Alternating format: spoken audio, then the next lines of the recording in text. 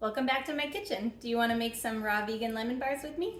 Let me show you what we're going to use. We have lemons, ginger, soaked cashews, a cup.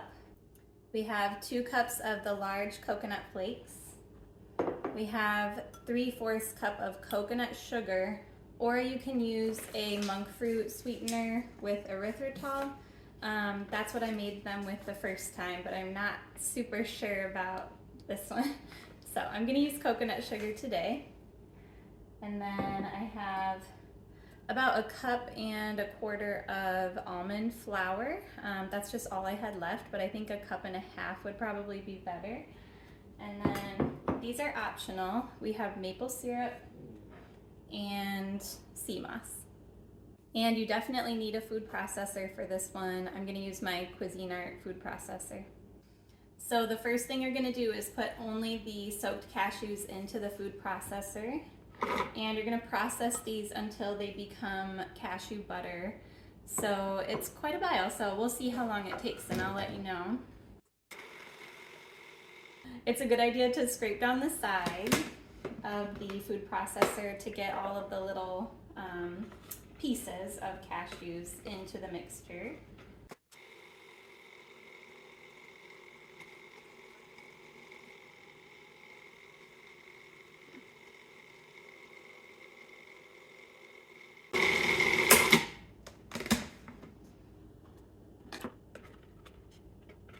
So I am scraping down the sides a second time, and then I'm actually getting into the cashew butter. I can see most of it now is cashew butter, and there are some little tiny granules in there too. So I'm gonna mix it all together one more time with the entirety of the sides scraped down.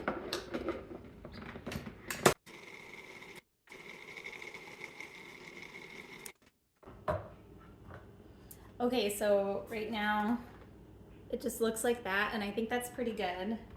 That's sort of what I remember it looking like when I made these the first time. So next you're gonna add your almond flour. I'm so excited to make these again. They really hit the spot. They basically, you know how lemon bars like melt in your mouth? They're kind of like that. And they're so sweet and I love lemon desserts. I think some people really don't like lemon desserts. I'm going in with the big coconut flakes now. Oh no, I spilled some almond flour. Gotta get the rest of it. There we go. Okay, so I have the almond flour, the coconut flakes, and then I'm gonna put some lemon zest in there. So last time I just did 1 lemon and that worked really well. So really 1 lemon is gonna be great. But I'm gonna play around with 2 lemons today, so we'll see how that goes.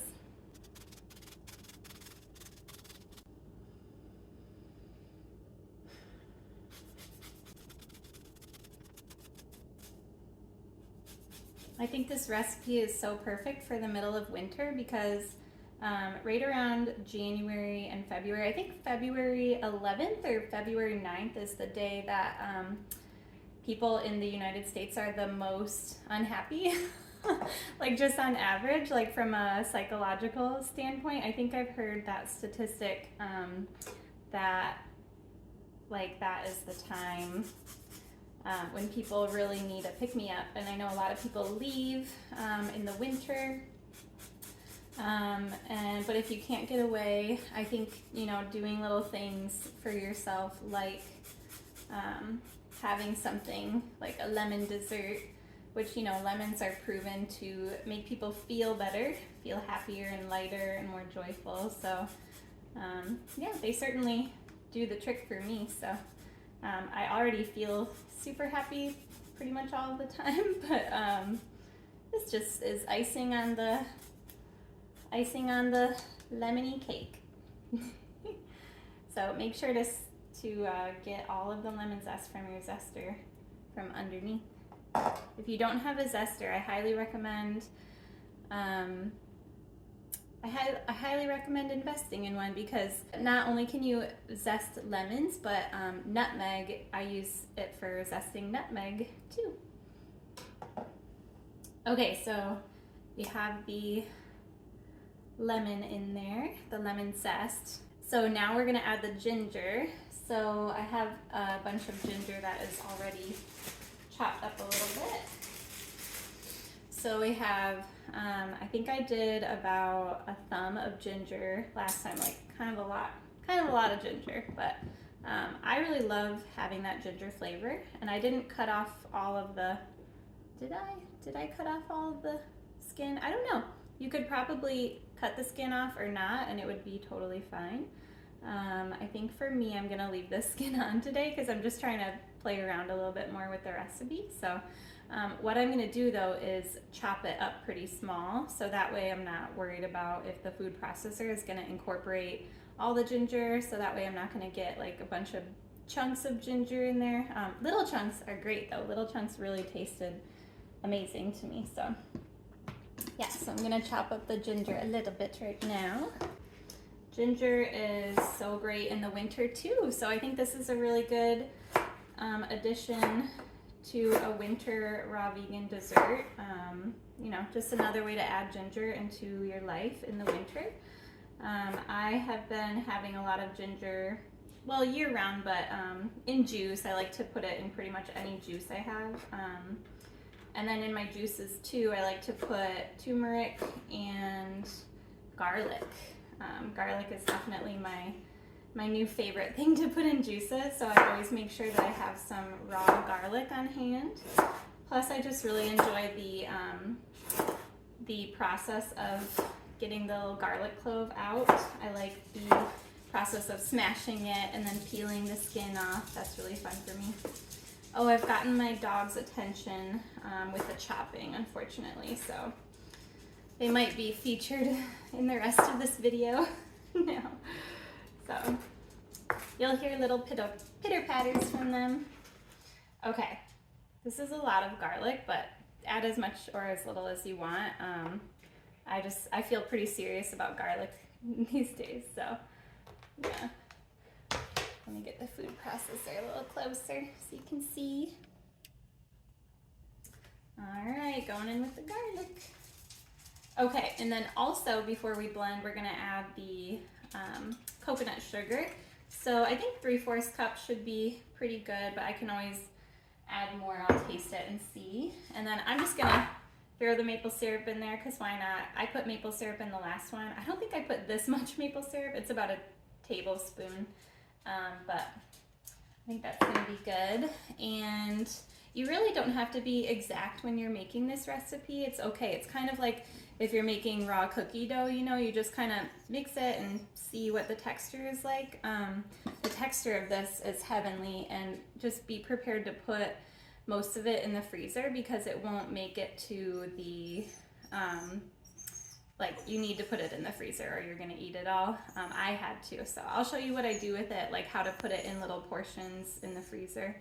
I'm so sorry about my dog crying. I don't know what to do about him. I already fed him his dinner, so. But I'm going in with the sea moss now, so throwing that in there.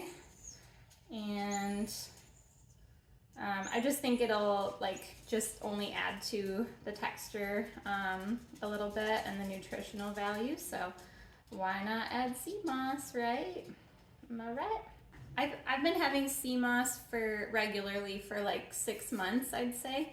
And my hair already was long and like full, especially after I had children. I noticed I noticed a lot of regrowth with my hair, obviously like 3 months after I had babies. Like I had like, you know, a whole like wave of regrowth, but then I went raw vegan like maybe 4 months after having my second baby, my last baby. And but yeah, probably like 6 months after I went raw vegan, I noticed a second wave of regrowth, and it's very clear. Like if I have my hair back, you can see the wings that are there from my regrowth. So yeah, so this is my hair right now, and yeah, I do get it balayaged like every 6 months, so that color is probably a combination of mostly balayage and, you know, sun in the summer, in case anyone's wondering. Okay, so I have all of the ingredients in there, so I'll give it a blend. This is the most exciting part.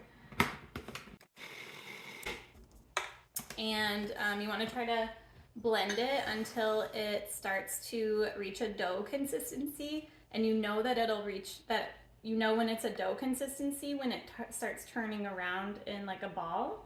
You know, you see the ball kind of going around like that. That's when you know it's pretty much ready. So yeah, so I'll keep going until then.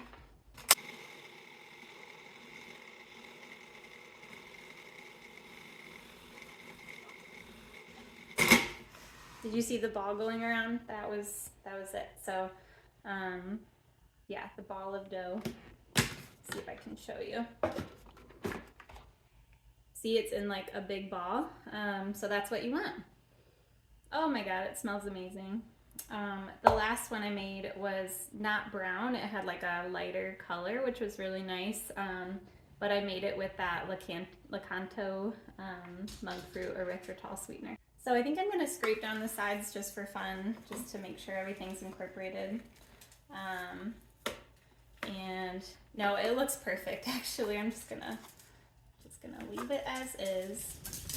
So I'm gonna dump this out into a bowl, and then I'll show you what I do with it. So it like can be in little portions, and so you can not eat it all in one day. Okay, so a little taste test.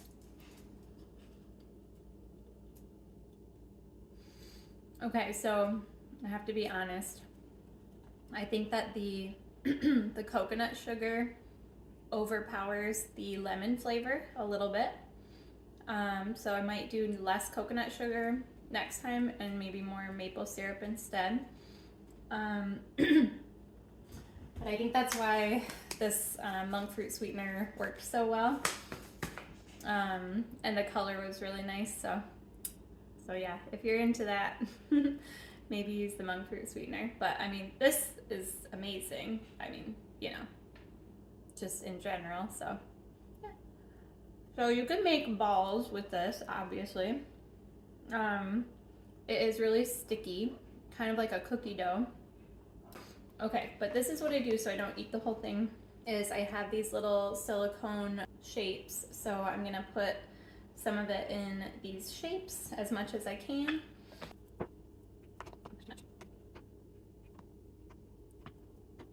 Okay, so you're just gonna smash your creation to a little silicone mold.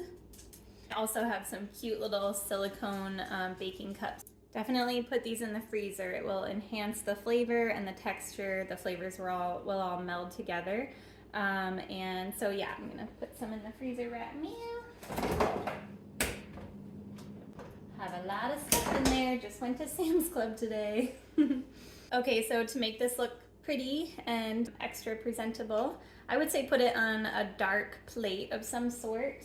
And then you can take, if you have some of this forbidden monk fruit sweetener, you can take a little teaspoon of it and put it over your lemon bar like this. And then take a little slice of lemon and just lay that next to it. So how yummy does that look? All right, here is the finished product. And so I'll give a little taste test. Let's see.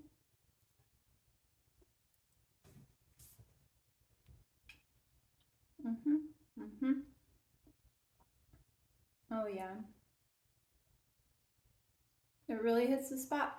The lemon, the ginger, the coconut, the cashews. Such a great blend together. Why not turn it into a little lemon bar? I hope you give this recipe or some, your own version of it. I hope you give it a try and let me know what you think in the comments below. Please like and subscribe if you enjoyed and you want to see more.